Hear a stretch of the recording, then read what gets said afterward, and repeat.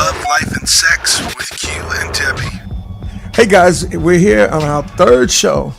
I think we should celebrate with an anniversary thing. Happy anniversary. There you go. We are actually 3 weeks raw into the show, and we are Q and Debby. I'm Q, and I'm Debby. And we are talking Life, here. love, and sex. There you go. Life, love, and sex. We like them all. I know. Especially sex. I mean life. Right. There you go. Okay.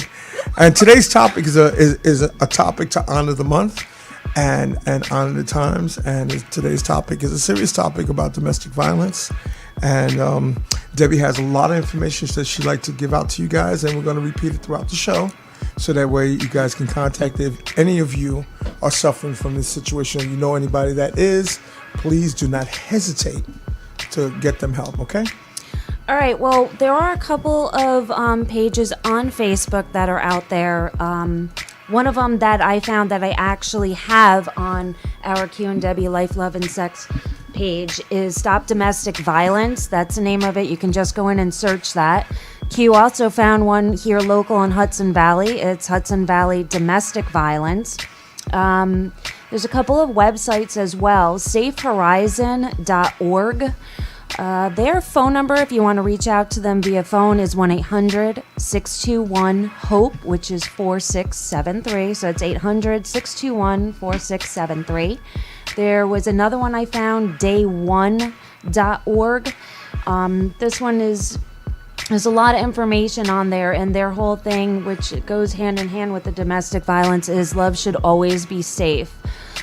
The National Domestic Violence Hotline, thehotline.org, and their phone number is 800-799-7233. Narcissists, they seem to be a huge part of the domestic violence as well, and I found a website for that, breakingupwithyournarcissist.com. There's a bunch of stuff out there, and the main thing is just to actually reach out, feel safe, and get the help and get out of the situation. I absolutely agree. You know, I used to, when I was in 1992, 93, I used to help women who were... Did you? Yeah, we used to have a safe house somewhere in Brooklyn. Like, you know, you're not allowed to reveal the locations. And some of the horror stories. Oh, it's terrible. Some of the horror stories were phenomenal. It's just, you know, it's really interesting. You know, I think the national statistics now say that it takes a woman or a man, because men get also violated, 9 times to break up with the person before they decide to get out. 9 attempts. It's scary. What happens in the situations is, I mean, if you were, you know, helping these people, you know, they break down your self-esteem. Oh, without question. I mean, they get you to that point where it's just, you think that you're so worthless that who's going to help you? You know, nobody's going to want you, you know, and you've already been withdrawing most of the times from family, from friends. So now here you are isolated with this individual, whether it be the man or the woman that is abusive. And I mean, the verbal and the emotional go hand in hand with the physical in that type of situation. And where do you go? Well, that's the thing. And that's why you give the information. Yeah, you have to get to that point where, you know, you realize that there is help. Even if you have isolated yourself, there's help out there. You just have to reach out, but it's there. Absolutely. And the sad thing about it is that a lot of people know that it's help, and they actually rather stay in the situation than go out and actually help. Because it's not safe in the literal, but they know where they are every day. That's well, so this true. is my That's home. so He's here. She's here for me, and it's familiar. You know, and the thing is, I'm not being critical. I'm actually saying that there is some sense of safety in that, as somebody's bashing your head in, or as they are calling you all kinds of names, or ignoring you, or doing all kinds of that. And remember, guys, or everybody out there, not just guys, everyone, domestic violence is not just to somebody who hits you. No. It's psychological, it's verbal, it's mental, it's physical. And a lot of people don't realize, like, you know, and we'll talk about this later because I think we have a caller in, but the most important thing to understand is that what type of violence out there affects you the most is what you have to take a look at. And you have to say, I had enough of this. And hopefully we'll get to describe, if we have enough time today, to describe the type of abusers as the passive-aggressive abuser, right. the aggressive-aggressive abuser, and the passive-passive right. abuser. And then so that you can recognize that even though you may think you're in a great relationship, you may be married or living or loving a bully and not even realize it and right. think that it's normal. Right, and I do have a bunch of warning signs too that we'll go over, because sometimes you're unaware that these red flags are popping up. Fantastic. So I have that stuff to go over as well. Wonderful. Love, Life, and Sex with Q and Debby.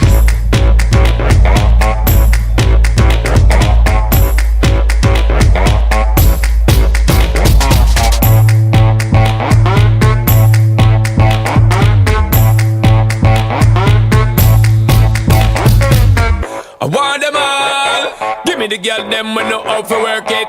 Give me them all. Jump up and move your body, diddy. I want them all. Give me the girl, them when no out for twerk it. Give me them all. Jump up and move your body, diddy. Okay, here we go. Ladies in the back, come up to the front row. Hello, welcome to the show. Let me introduce you to the realest flow. Steady my flow, so steady, so ready, set, go. Coming never yet ready. Just give me any girl, make you feel my lady. My credibility, my stampability, so I so give me the booty for the Jimmy. Me well, want winning, me want to get up in it with that time you can. Could I even the chinny? Give me the girl, let me miss more them just like a Timmy. Me the like me, not dimmy. Well, bright up so the haters see me. All of the girls on the earth, them a for me. So shake that girl and then start shimmy. Shake that girl and then start shimmy. Shake that girl and then start shimmy. All of the girls on the earth, them a for me. So shake that girl and then start shimmy. I want them all. Give me the girl, them when no out for work it.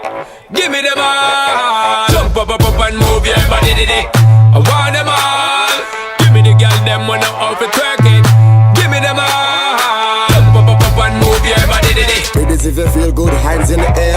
Wave them around like you just don't care. Alcohol make your problem disappear. Bounce that booty like a ball full of air. Me want see every girl I get crazy. You know lazy. Wine for me pretty baby. Make your body boom, boom, boom, boom. Like a cannon. Go in a handstand and balance on one hand. Every girl in the party, you bag a dance. So prove to the crowd so you pattern. Now come on, drop. Then you shake like an earthquake. Then drop it, make the earth shake. So shake that girl and then start shimmy. Shake that girl and then start shimmy.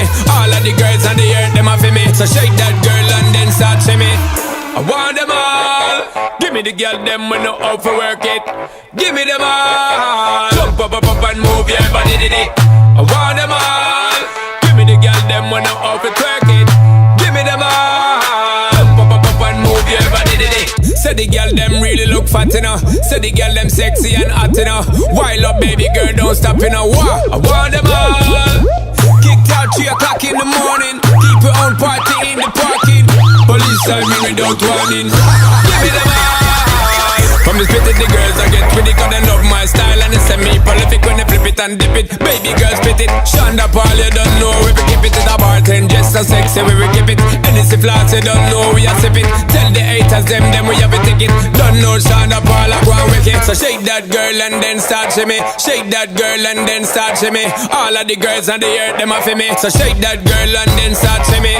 Follow me, baby, I'm taking you for a ride. It's just me and you, we party in the whole night. Follow me, girl, I wanna make you feel right. You got nothing to lose, I wanna make you feel high. I want them all. Give me the girl, them when no out for work it. Give me them all. Jump up and move your body, diddy. I want them all. Give me the girl, them when no out for twerk it. Give me them all. Jump up and move your body, diddy.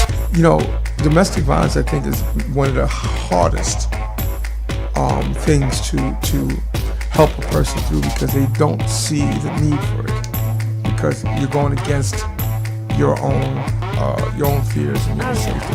Sorry about that. Hey, how you doing, guy? Pretty good.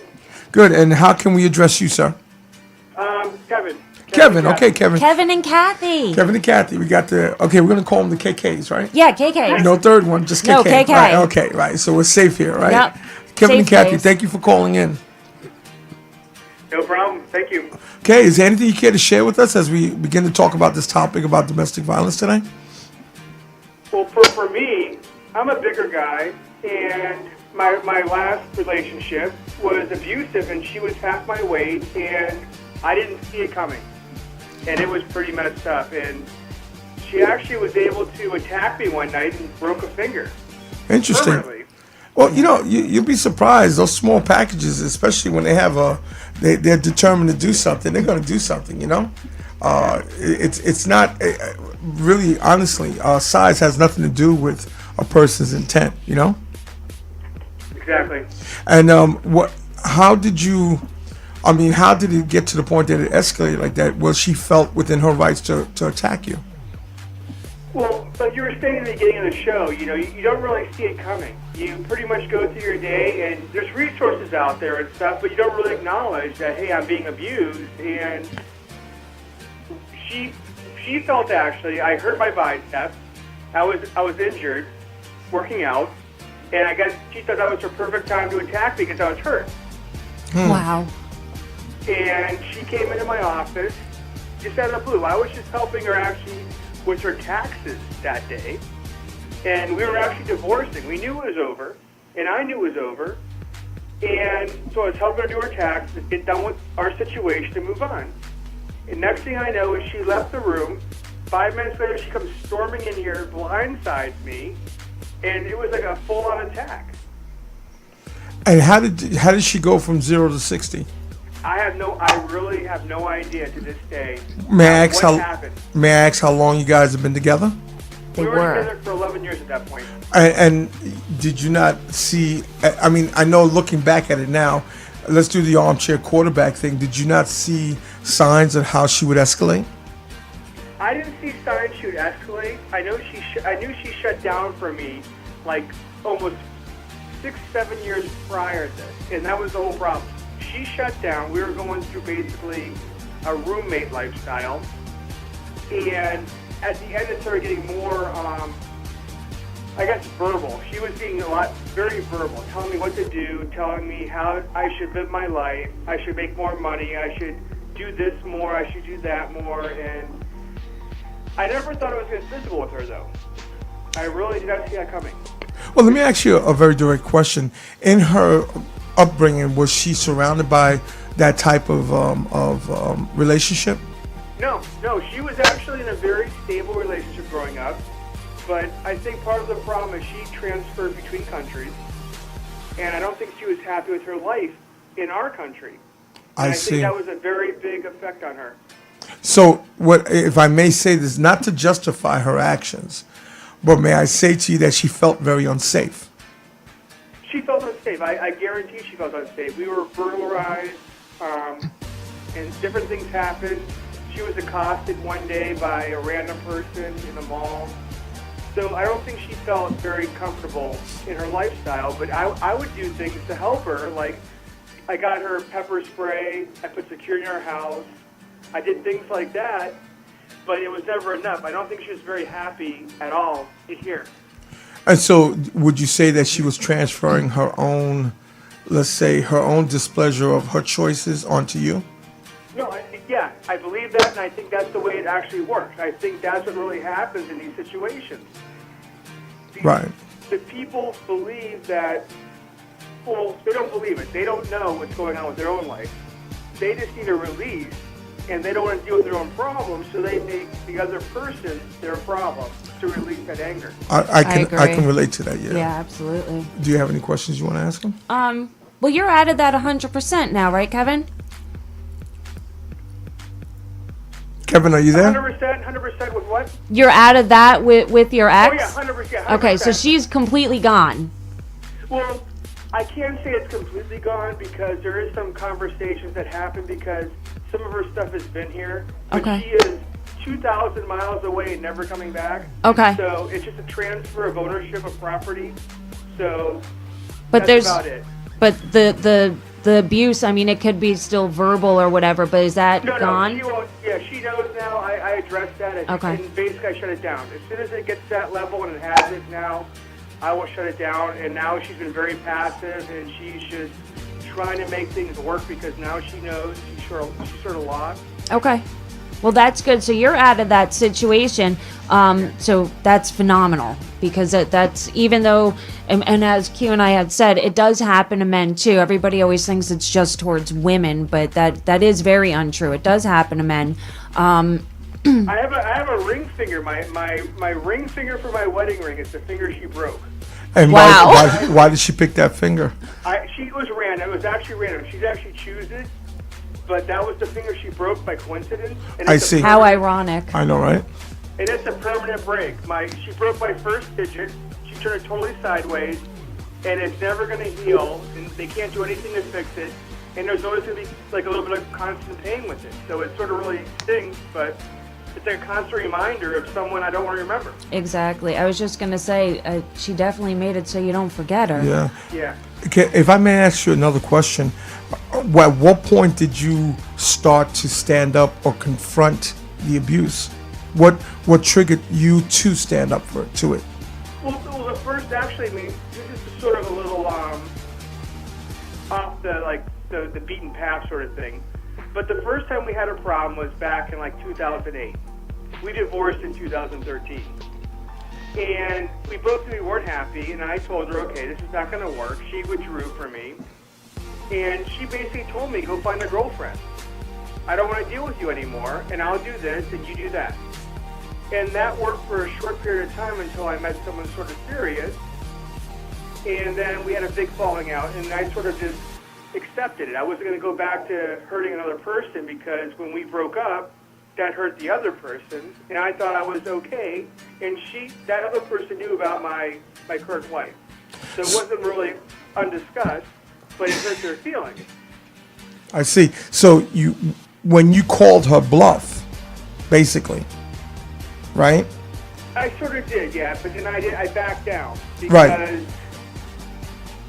It's very hard to make that first step. I mean, I can agree. I mean, it's a very hard situation. But finally, 5 years went by, and I just couldn't take it anymore. Every day, I just couldn't take it. I was getting up and realizing I wasn't happy. I see. So and when you did that, then you took the steps, and then as you confronted her, that's when she started to back down, right? That's when she finally backed down. And I told her I'm going to divorce you, and I just need to know how much time you need and what you need to leave. Gotcha. But it's over. And that's how I did it. And it sort of worked out, but that last 2-3 weeks of the whole situation, it was a mess. And even in court, she actually asked the judge, can you make him let me live with him forever? The judge actually laughed at her. I'm sorry, I don't mean to laugh, but I mean that's psychotic. Well, It was bad. It was really bad. And I think at that point when she saw a third party sort of laugh at her and realize how Ridiculous.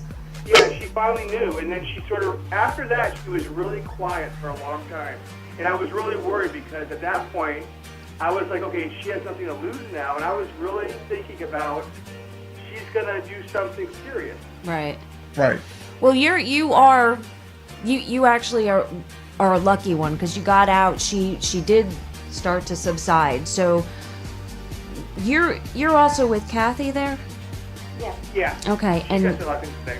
And she's got I don't want to say one is worse than the other, but she has a different type of situation going on where you've helped her to get away from it. Yes. That's correct.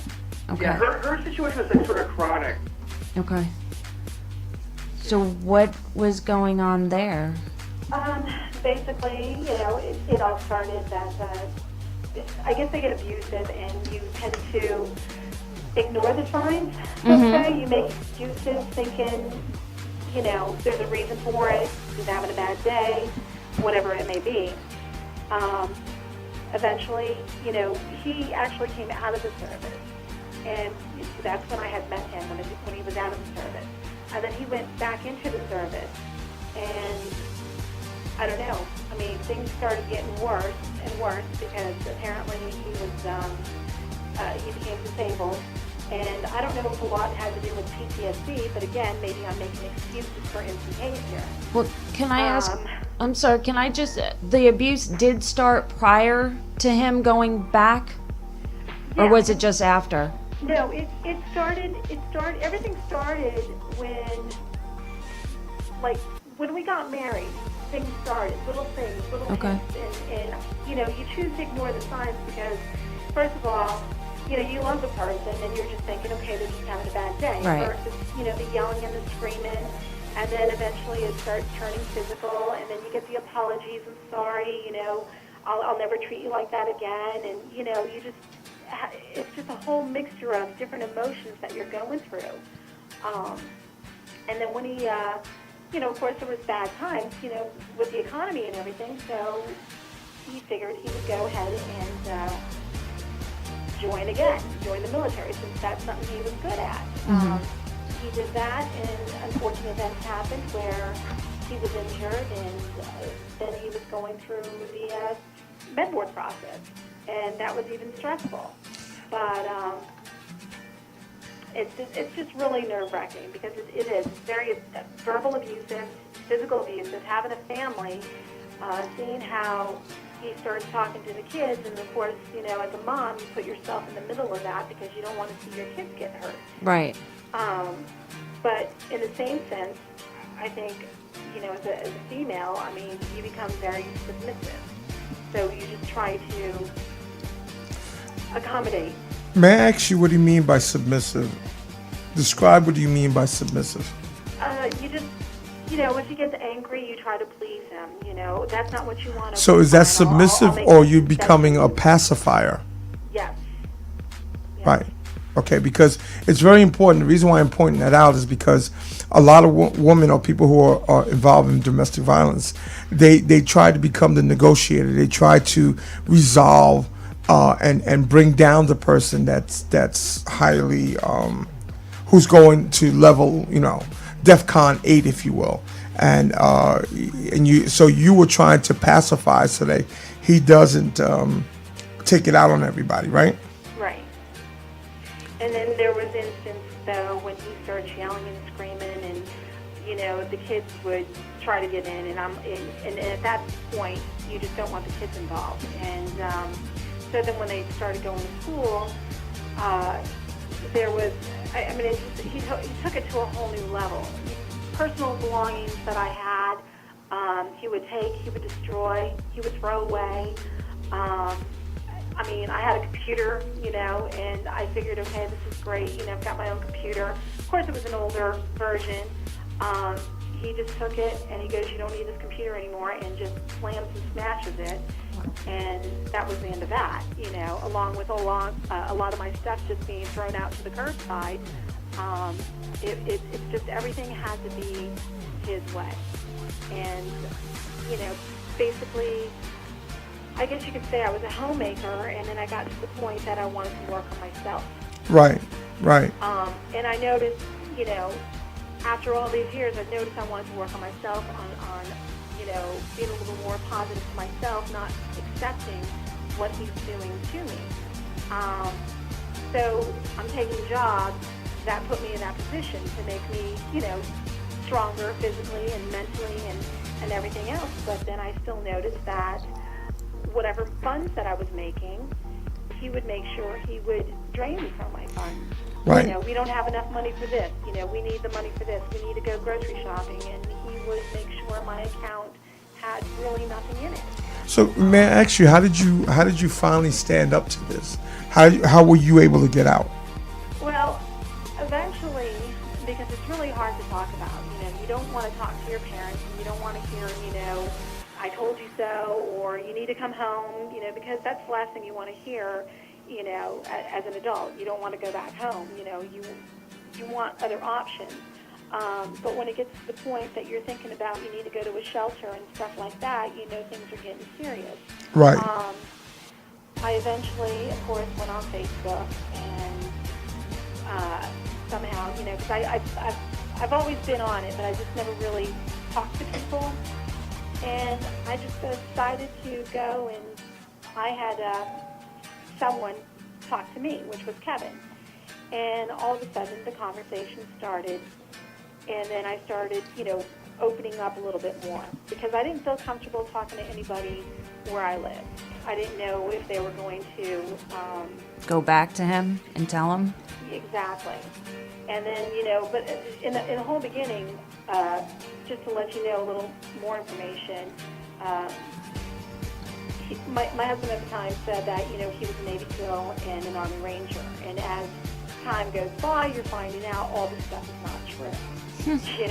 Because I'm thinking this guy is very dangerous. He knows a lot of things. He could hurt me at any time. And I'm finding towards later in our relationship that none of this is true. So Kevin and I started talking on Facebook, and then I was explaining to him what my situation was. Kevin, you want to say something? When we first started out, we really didn't talk much about our situations. We were pretty quiet about it for a while. We just talked, and we both met in high school.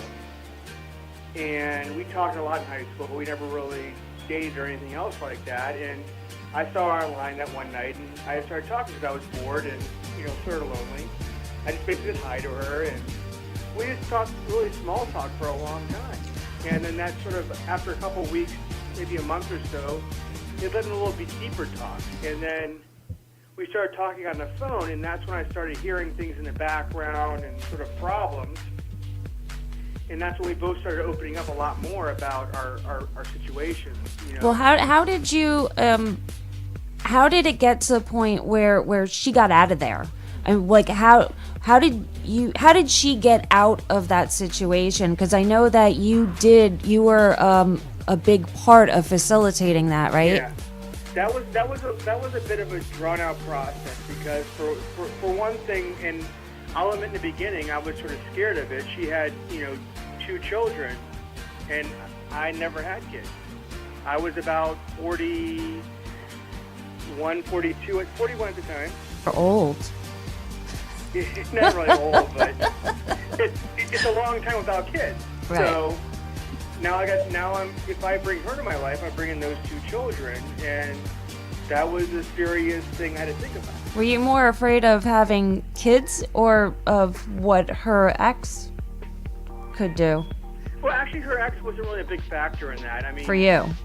For me, it wasn't. I mean, I've been through stupid stuff in my life, and it works out. And basically, I look at it this way. My number's up, my number's up. There's nothing I can do as a person that's going to save me from that. I feel if I do the right thing, I'll get by. So that's sort of what I started doing. And you seem like the protector here in this situation. Well, I'm also picking that up also. So you guys, I mean, obviously you guys are becoming more and more friendlier or closer, correct? Well, when we were talking, we're actually living together now. Okay. So everyone's here, the family's here. The kids are happy, everyone's happy now.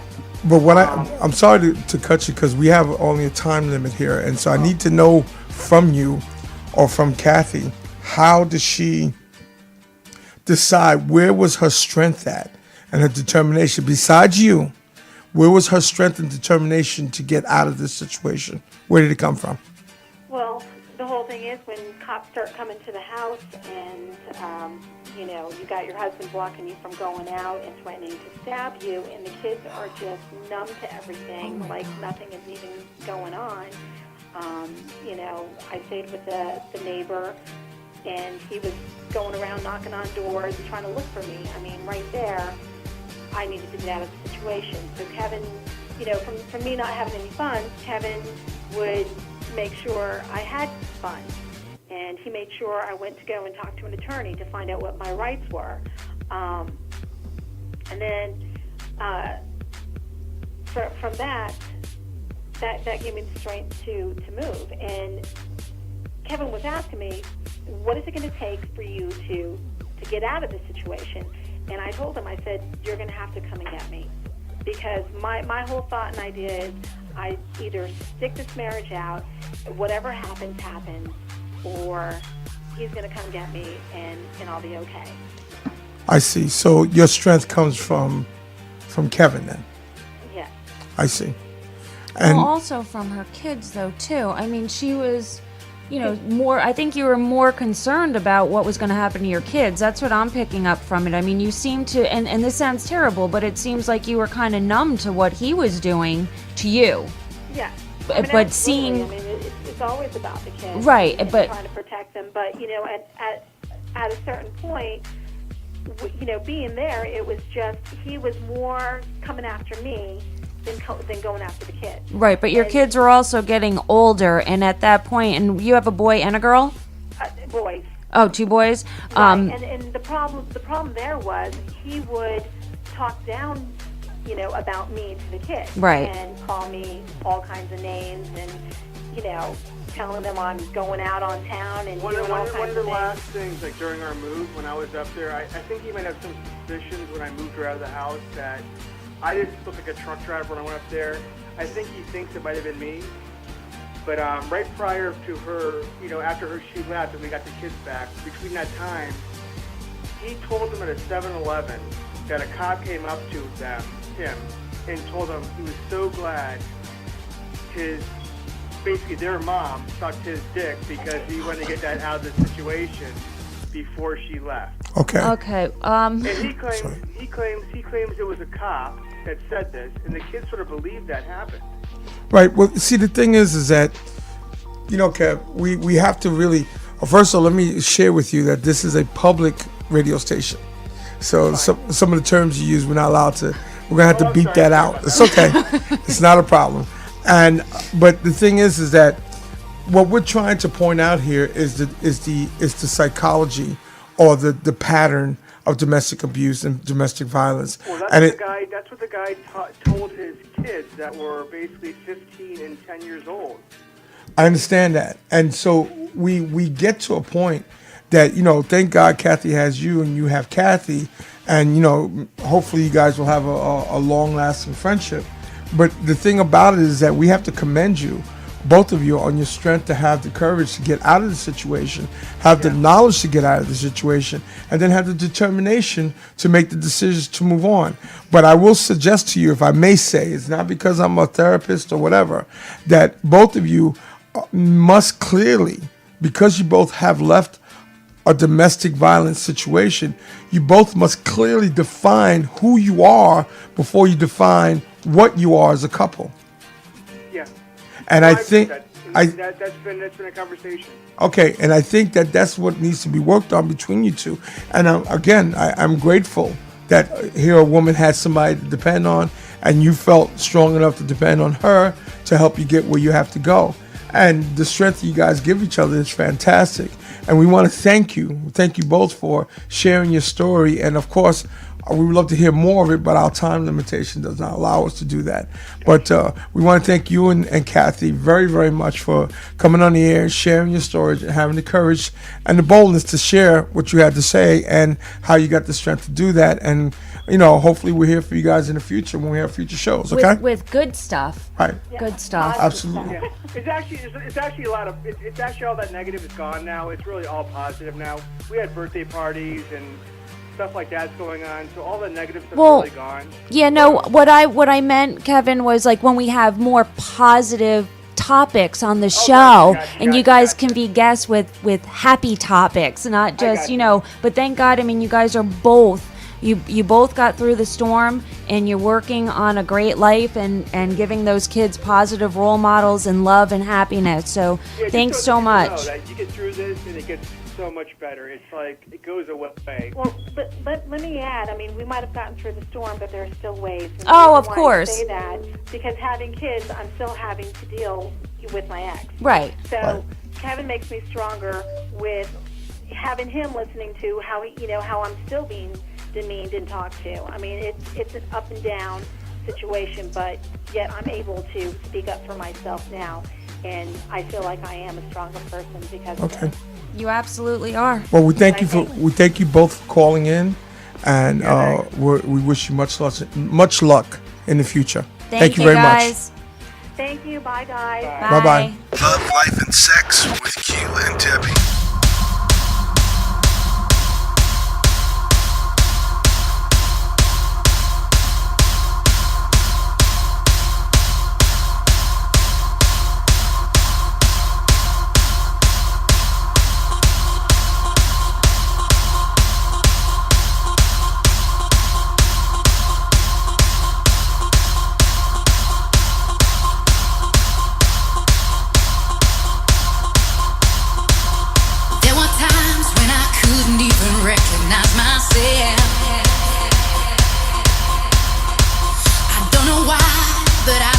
the lies that you would tell.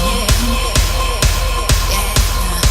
Now don't you try and tell me that you got the right to speak.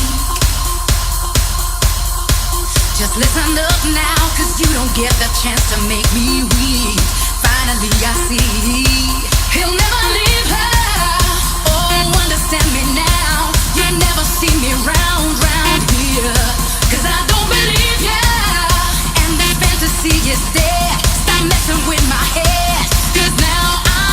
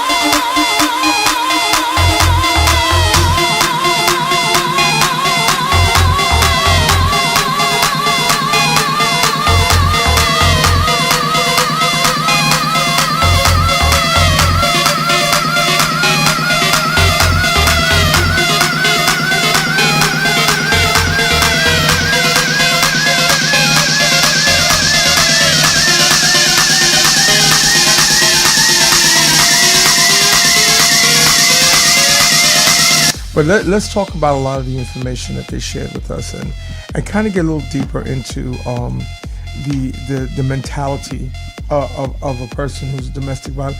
Kathy had mentioned that she mentioned the word PTSD. Yes. With her ex-husband, and there's no excuse for abuse. No.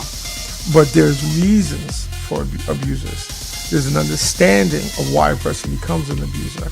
And if we can clarify to our audience how to understand what an abuser is, then you can recognize one and then choose whether to deal with it or not. Correct. And because that's what we're trying to do, is to inform you guys this is how to recognize a person. And the thing about it is, like we did on the last show, we had some techniques, but this time our lovely Debbie has warning signs, which is fantastic. I do. So please share some of that with us. I will. Some of the warning signs, and sometimes, personally, I'm a girl. Jealousy, a little bit of jealousy, it kind of makes you feel wanted and whatever. But extreme jealousy and insecurity, huge red flag, people. Constant put downs. Somebody in that type of situation where they are abusive, whether it's physically, emotionally, they're gonna constantly put you down. They're gonna make you feel worthless. That to me is huge with when this happens. Possessiveness, treating you like property, kind of goes hand in hand with the jealousy, I think, but what do I know? I'm not going to argue with that. I have to go along with what you're saying. When they start telling you what to do, what you can wear, where you can go, who you can talk to, constantly checking in on you. It's one thing to get a text or a phone call, asking how your day is, what are you doing, but when it's excessive, red flag, explosive temper. You can have somebody that's nice as can be 1 minute, and the slightest little thing, you don't even know what it was that triggered it, and they're blowing up on you. Another problem. Making false accusations. Again, just making things up. If you're just a good partner, respectful, courteous, loving, trusting, and they're accusing you of cheating or being very paranoid, that's another one for you. Mm-hmm. The isolating from friends and family, which we discussed earlier, preventing you from doing what you want to do. And to me, that's kind of telling you what to do. It's the same thing, in my opinion. I mean, I pulled these all from the website. I believe these I pulled from day1.org. To me, it's easy to see it when you're on the outside. When it's a friend, a very close friend, a family member, and you start noticing things. And, when people are telling you, hey, I don't think this guy or girl is right for you, and it is someone that you trust, listen to them. It might not be something that you want to hear. I mean, obviously, if you're staying in a relationship with these types of warning signs going on, you have feelings if you're staying there. And it's not easy to hear. But if someone is coming to you that loves you, whether it be a close friend or family member, they're saying it for a reason. You know who the close people are versus just somebody that's a hater and wants to see you miserable. So when they say that, pay attention to it. Even if you got to ask, well, why do you say that? And really think about it. Domestic violence is a pattern of abusive behavior in an intimate or romantic relationship where one person chooses to control the relationship through the use of force, intimidation, or fear. It's a lot of stuff there. It's not just about the physical, as Q and I were saying earlier. There's so much more there, and it's like beating you down emotionally, and sometimes that happens first, and then that's when the physical comes in. It can happen anyway in any type of situation. You just really have to be aware for your own safety. It's a really important subject. It happens so much out there, and people don't know. And if, I totally get, where you're scared. It happens. But again, I think that a lot of times other people, outside people are going to notice it before you do. So really take their words to heart, because they're not saying it to hurt you or to make you miserable. Those are my warning signs. That's a great list. Great list of warning signs. And let's talk for a minute about the aggressive, yes. the passive-aggressive, the passive-passive, and the aggressive obviously is a person who's just blatantly abusive yes. and will, physically dominate you, physically tower over you, curse at you, isolate you, shut you out. I like the one, you made me hit you. Right.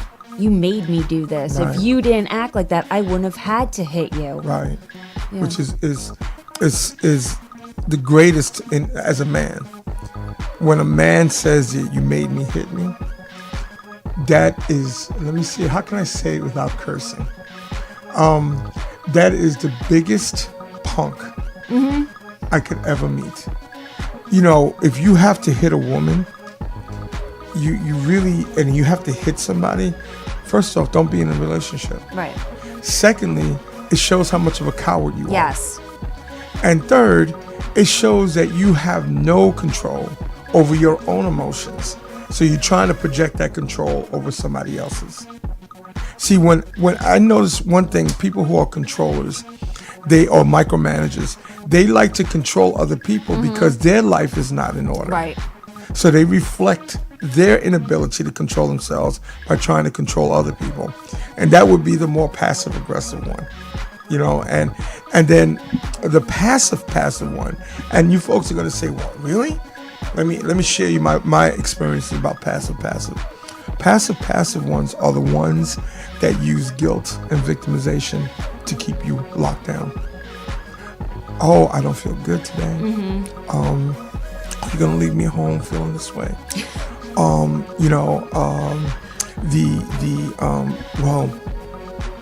had a real bad day, and please don't go nowhere. Stay with me. They become the victim, and they use that position as a victim to keep you feeling guilty about going anywhere. Right. That's the passive one. That is also abuse, folks. It's abuse. It is because they're isolating you. Exactly. They're keeping you there. You're canceling plans. They're making you feel bad for doing anything without them. Meanwhile, they're choosing not to go with you because that would put them out in front of people where they can see, hey, you know what? The person you're involved with, it seems like they have some abusive traits going on here, and they don't want that exposed. Right. What if, did we go the aggressive, passive? We started with aggressive. I'm a little lost here because no problem. Yes.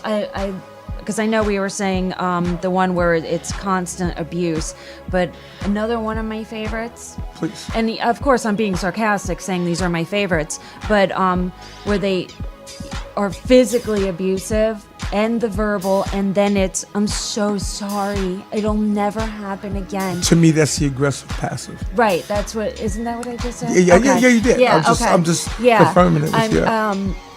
That's always great. And then it's, I swear it will never happen again. I love you so much. Let's go do this together so I can show you how apologetic I am. And then wham, it just happens again. It does, especially when you put your guard down. Oh yeah, because you want to believe in that it. Right. Love. You right. want, I love this person, and why did they do this to me? But look at how apologetic they are. They really do love me. Right. They're holding me like they've never held me before, and it doesn't stop. It'll get worse. It's bad. Well, look at like one of the warning signs you talked about, that they isolate you from your friends. And here's how the manipulation starts. Because remember, each one of these people who are abusive or who can be abusive are manipulators. They're negative manipulators, not positive manipulators. And one of the things that they will do is that they will start to make comments about your best friend. Oh, yeah. Like if your best friend's a girl and they're a male, then they'll start to say, I think your best friend wants to take me to bed. Oh, yeah. Oh, I think your best friend wants to do this. Oh, I think your best friend is doing that. They start nitpicking at your best friend. And the thing about it is that, and they'll say to you, oh, don't tell them because we don't want to create a wedge. So therefore, you can't even confront your best friend in doing that. And what I'm going to suggest is confront them. Confront your best friend. Look at their reaction, and you can tell right away what their intention really is. Right. Now, mind you, of course, there are some women who are called your best friend that do want to sleep with your partner. Right. Okay, and they try to do that, and then you catch that out there. But there are a lot of men or partners, domestic partners. Let me not say men. Let me say domestic partners. Whether no matter what kind of relationship it is, there are people in relationships that will manipulate you and isolate you from your family. Like, let's say you have stepchildren, they'll start making an enemy out of the stepchild. Oh, well, he does this, or she does that, or she don't clean the dish correctly, or she doesn't do this correctly, and therefore they start to isolate you from that person too, and get you to alienate the people that are closest to you. Oh yeah. And then they have you because their goal is to solely get you to solely depend on them and them only. Right. And then they knock the crap out of you anyway, right. Physically and emotionally, where it's like, okay, I don't have anyone. Sure. It's a vicious cycle. And I don't know. And the funny thing about it is that it goes to a point where you become so stuck on trying to repair and fix relationships that you're not enjoying your life. Right. And therefore, and it's never the person that started the chaos. It's the person that they're projecting that chaos to. Oh, yeah. And that's, you have to look at that. And of course, the physical treatment, not taking you out, always complaining about money. Or here's another move, which Kathy brought up, is where you make money and they find every reason to spend your money and you not spend, and then they don't participate in giving you money. Now, women, I'm going to say this to you, or anybody who's in a partnership. Here's one of the greatest pieces of advice. If you as a woman do not have a personal bank account, get one. With money, why don't you have one? Right. Whether it's $10, $20, $30, $1,000, why don't you have a personal account? If you do not have a personal account, that means that you do not have independence financially. And that is wrong. Every woman, every man should have, you have your joint accounts, you pay your joint bills. Some couples do it together, but you must have your own. Because it's really wrong for women not to have their own money, and it's really wrong for men not to have their own money. Everybody should, even your children should have individual accounts, because it's giving them the right to have independence and giving them the right to be able to make choices. But I met many, many women who said, well, my husband takes care of all the bills, so you have no idea what the budget is. You have no idea what your mortgage is. You have no idea what your phone bill is. You have no idea what anything. Are you kidding me? It's bad. No, and that's unacceptable. Whether you're not working or working, your partner is, you chose to take care of the home, and that means that you are working in a partnership with your partner. That means you should know as much about the finances as he wants to know about what you're doing all day. That's what makes it a partnership. Exactly. But, some people don't look at it that way. I did want to, I know we're talking about a little bit different things, but I did want to make it very clear that when someone abuses you, because they'll tell you that it's your fault, it's not your fault, it's their choice. When someone abuses you, no matter what way it is, that's their choice. They're choosing to do that to you. It has nothing to do with you. It could be you. It could be the next person. They're choosing to do that. This whole subject is it's definitely a hard one. I've been in a situation and I saw it growing up as well. Right. But it's scary. You get there. And sometimes they act like the sweetest thing, and here comes that 3-month thing again. This will just keep coming up. That 90-day mark, man. They rope you in, and then they get you in that spot, and then it just all goes to. Can I say the HE double L thing? Okay. You already did by spelling it out. Oh, I can't spell it? No, just say HE double hockey sticks. Yeah, it's just hell. Yeah, it goes to hell. Yeah. But it's bad. They get you there, and you just really need to know that you don't have to be there. No matter how old or young you are, there are people to help, and they do alienate you. Right, they do. And some people don't have a family that is supportive, and if that's the case, it doesn't mean you can't get out. Even if you're in a place where you don't know anybody, personally don't know anybody, because sometimes that abuser wants to move you, right? Where you're very isolated and you know nobody. You have strange neighbors. You don't have a job. You have no one. But there's websites. There's phone numbers. There's the police, and you can always do that restraining order deal. The problem that I have with that, you can't get it right away. They want you to unless you go in there and you're beaten black and blue and you can prove who it is. They want like 3 different case numbers where you filed stuff. Do you know that? Well, I how long ago did you do that? That happened to you. The really bad situation was 21 years ago. But I have had situations, not physical, but like stalky stuff. Right. And they want stuff, Well, the stalky stuff, yes, I understand. But if you're living with a partner or and you feel threatened by it, they actually give you one right away now. Really? Yeah, they do. Because they've had too many incidents. that they brushed it off, and then it was bad, or God forbid, death. Right, exactly. Okay. So they're quicker to give it to you now. That's why I was asking you how long ago that happened to you. But I know recently, I know of some of a young lady I was helping, and she was able to get the restraining order immediately. But then he challenged it.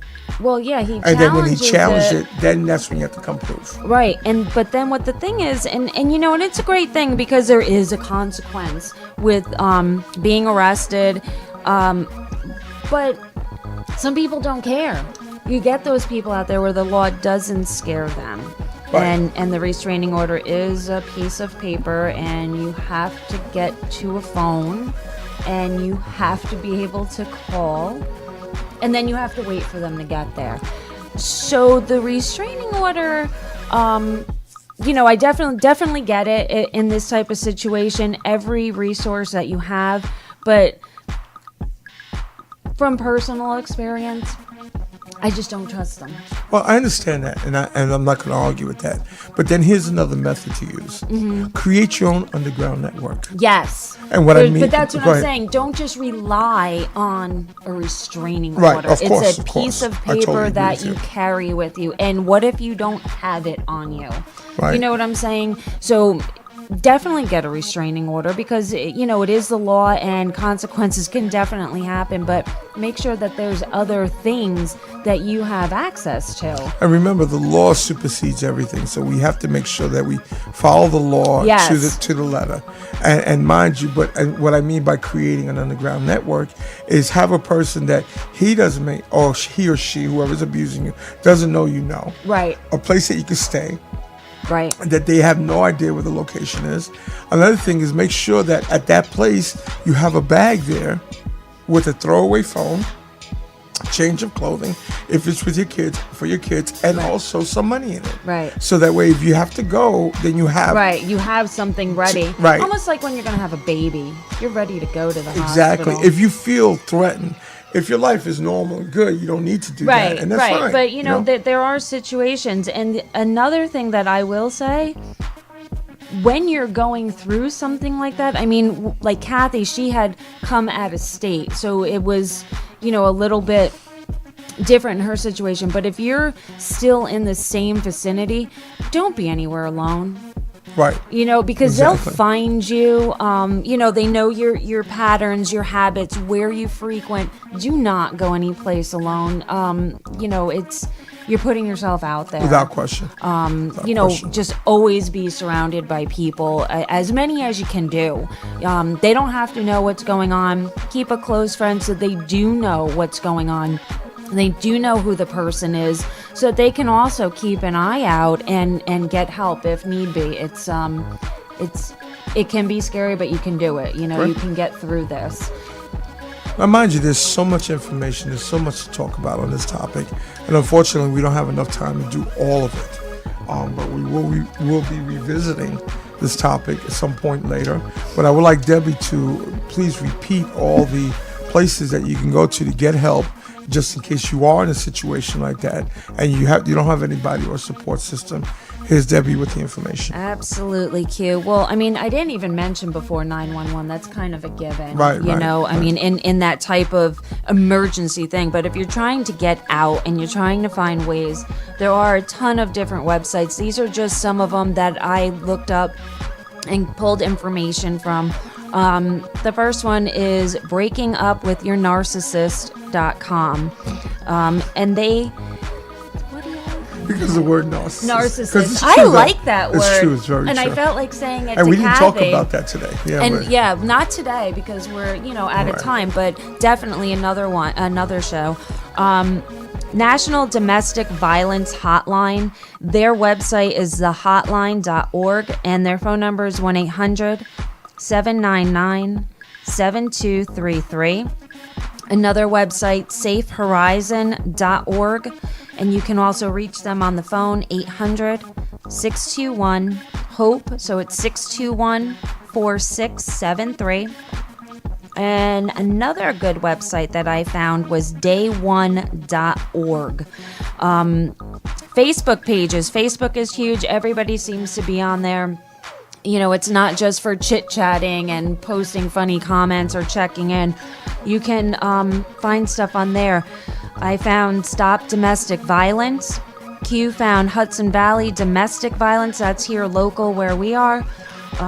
But, there's help. There's help out there. Whether you're a man or a woman who's ever being abused, just reach out. You can find help anywhere, and just stay positive and strong and know you're going to get out, but you have to reach out. You have to notice those warning signs and just know that you're going to get out. It may take a little bit of time sometimes to, get your stuff together, but you're going to get out. Just know that. And, yeah. We're good? We're good. Good.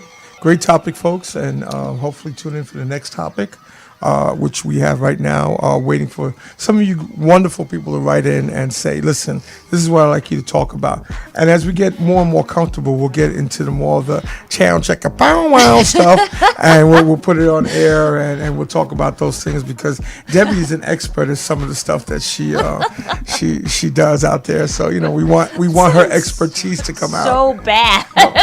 No, I'm saying now. Some of the things I do out No. Some of the things know about out there. This they do know about. So, we want to use that expertise. So maybe some of you men could figure out how to keep your wife, and some of you women could learn how to figure out how to keep your man. Okay, so woohoo! Channel checker, bow wow. All right, but we want to thank everybody for calling in, and I thank you, Deb, for coming in tonight. I thank you, Q, for coming in. And I love to see my work husband. I see, and we definitely are going to work this out. Yeah. And hopefully have a ton more shows for you guys to tune in. Fabulous. All right, and give them our email and contact information. Absolutely. Please. Our email is lifeloveandsex with the number 7 behind it at yahoo.com. Our Facebook page is www.facebook.com/life-love-and-sex with the number 7. And you can reach us here at the studio, 845-471-3919. That's how to get us, and that's about it. Yes, and like I said, in the future we'll have, if you guys want us to come out and do some shows and talk to you guys, and seminars about life, love, and sex. Chicka wow wow and stuff. the whole stuff, all that Love stuff. that stuff. Yeah, we'll definitely do that. And when we're out there, we can talk a little more freely. But absolutely. Remember, this is going to be an R-rated conversation when you get us, so we don't want children in there. 10 o'clock at night. There you go, guys. So thanks for your support, and thanks for all the write-ins, and we'll talk to you real soon. Thank you. Love, Life, and Sex with Q and Debby.